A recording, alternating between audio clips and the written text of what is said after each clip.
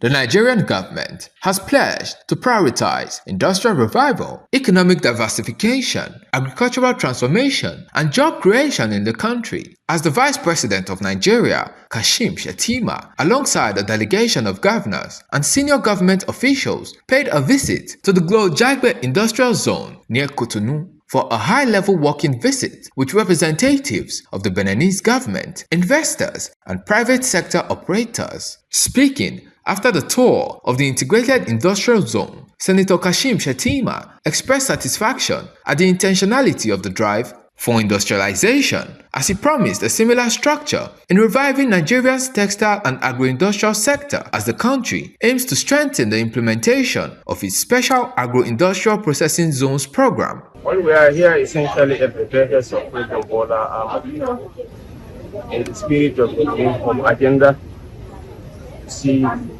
clearly from global best practices on value addition.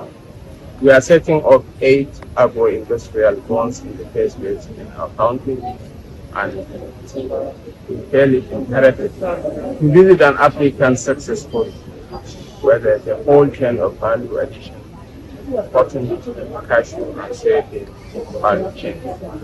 The visiting governors also commended the industrial setup, describing it as a representation of modern infrastructure, private sector investment, and intentional government strategy, which needs to be replicated in the country in order to strengthen agricultural value chains and boost industrial development across the federation. What we're seeing in Benin Republic today is an eye-opener, and I want to commend President Bola Ahmed Tinubu for sending the Vice President, distinguished Senator Kashim Shettima, to lead this delegation. We are satisfied with what we have seen, and I think if properly replicated in Nigeria, each state advancing on her comparative advantage, it will create the prosperity we are looking for. So the Renewed Hope agenda is a solution that we need to cure poverty in Nigeria. This is more of a peer review, Pan-African peer review. We were earlier in Ethiopia to see what they've done, and now we're in Benin Republic to learn from the mistakes they've made and the positive effects of and impact of the process of the industrial processing zone.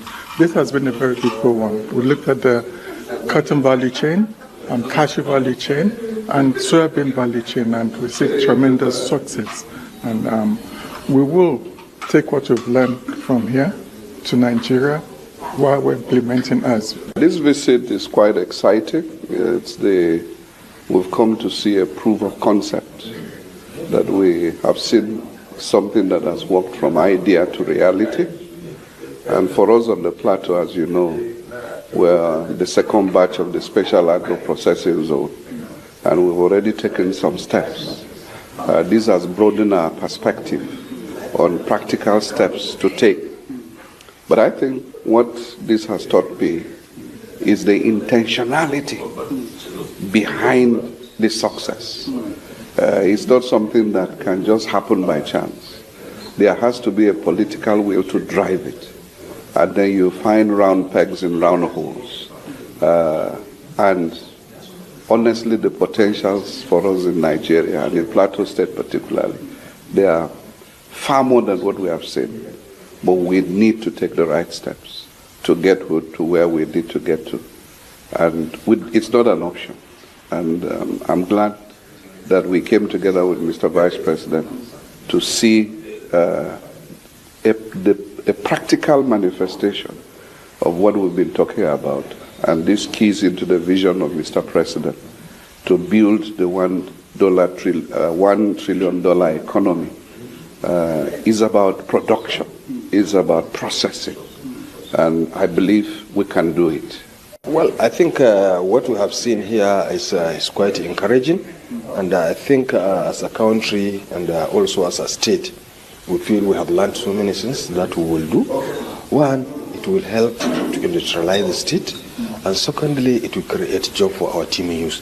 You see, a major problem in Nigeria is giving job to the team youth. And I think with a setup like this, we should be able to create millions of jobs for our youth.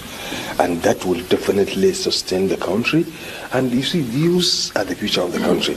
They need to be engaged, they need to be educated, they need to be healthy, and they need to be productive. And that, I think, with adoption of this concept and with what is happening in Nigeria, like His Excellency the Vice President said, already 8 centers on the first phase, and another 10 centers are coming for the second set. I think in Jigawa we are trying to see how we can add value, especially with our product, agricultural product. Our value addition on the agricultural product will help us create job for our people. Olumide Abiodun Mudashiru, reporting for PFM Global News.